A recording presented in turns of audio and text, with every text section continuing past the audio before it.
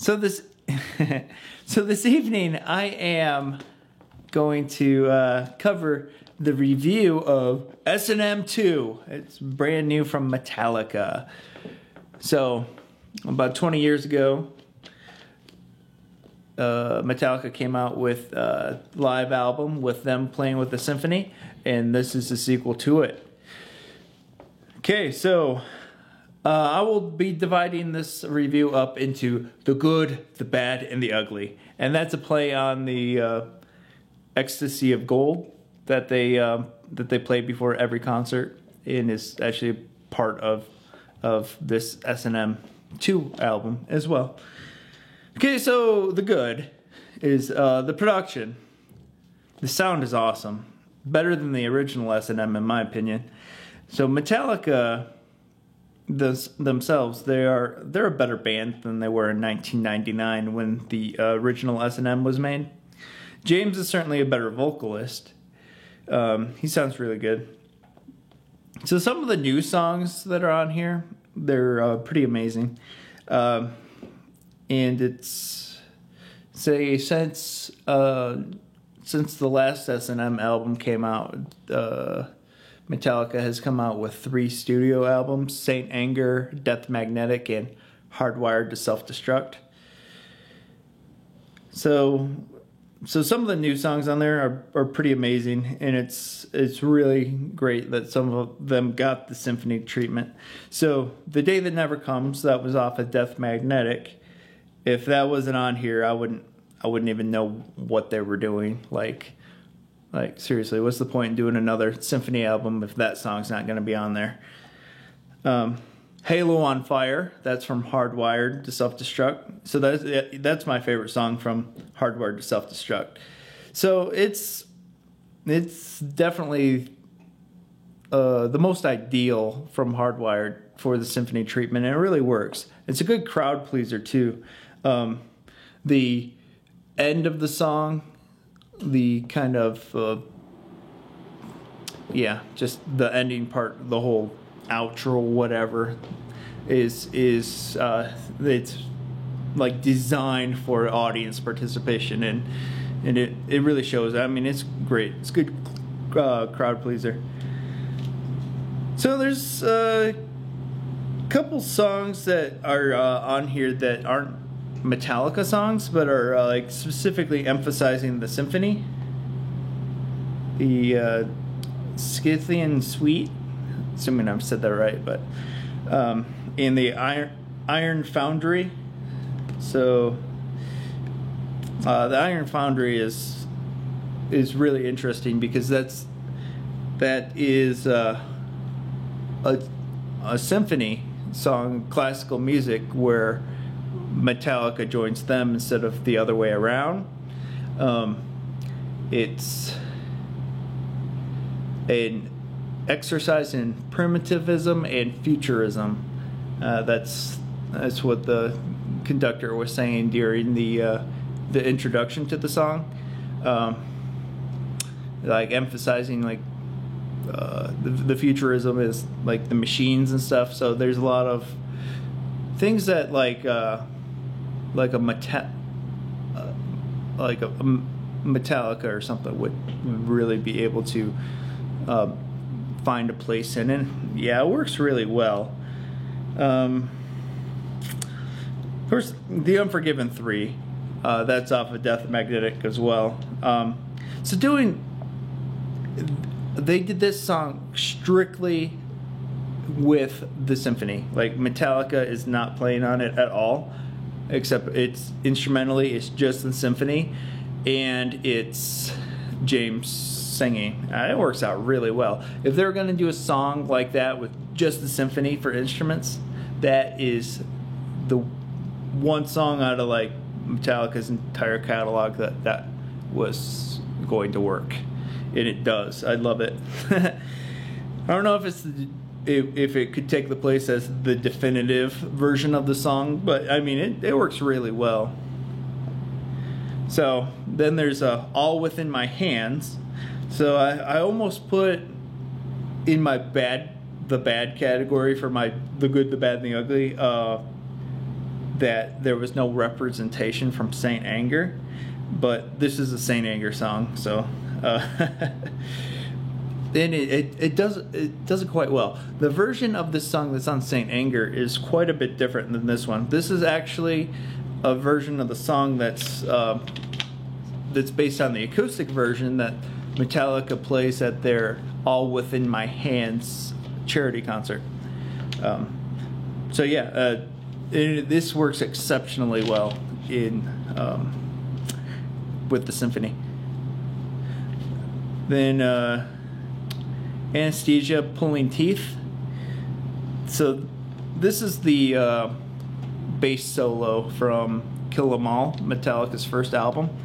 And this is played by one member of the symphony who is playing it as a tribute to Cliff Burton, Metallica's bassist who died in 1986. No, that's really done well.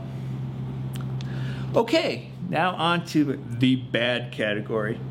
I don't really have much bad to say about this album, but here we go. So, of the 17 Metallica songs featured on S&M 2, 10 of them were also on S&M 1.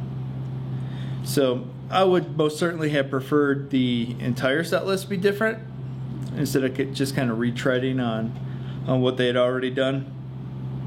I'm going to speculate that the time frame to orchestrate 20 new songs wasn't there, so they probably just like, hey, yeah, let's pick 7 songs and then fill it out with songs that already had orchestration written for them, which is probably likely, because I don't think that this was originally like a really like planned out event, because I think the original S&M was something that was years in the making, and I think this one was just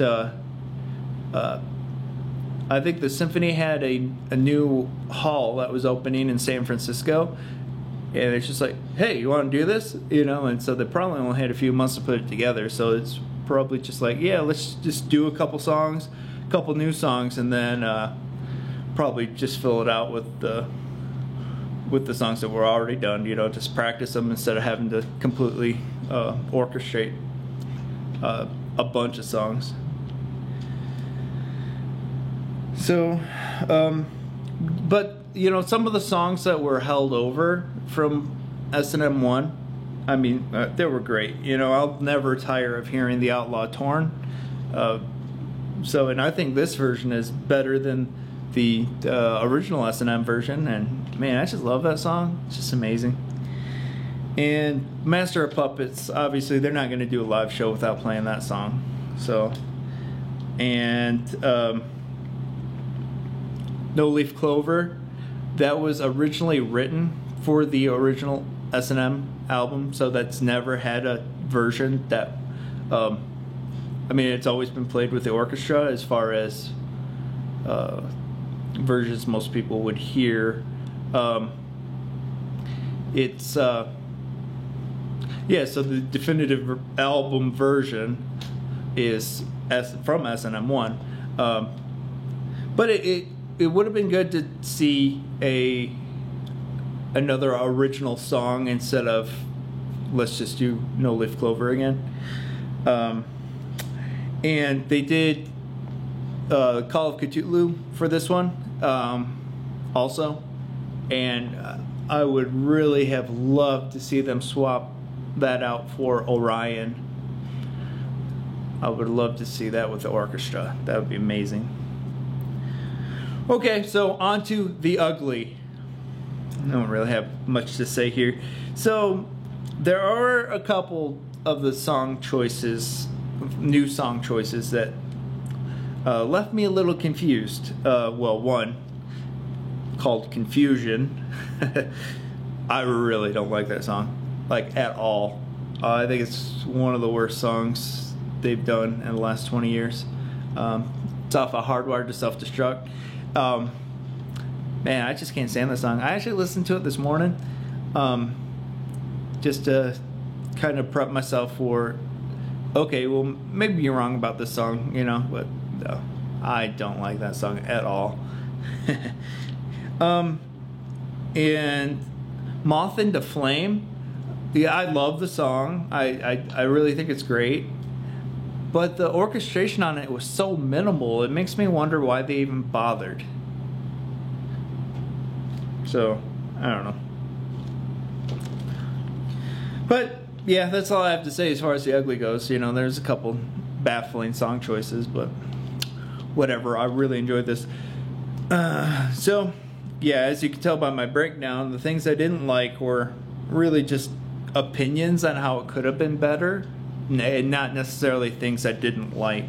I mean, with the exception of the song Confusion. But no, there were too many songs that were holdovers from S&M 1.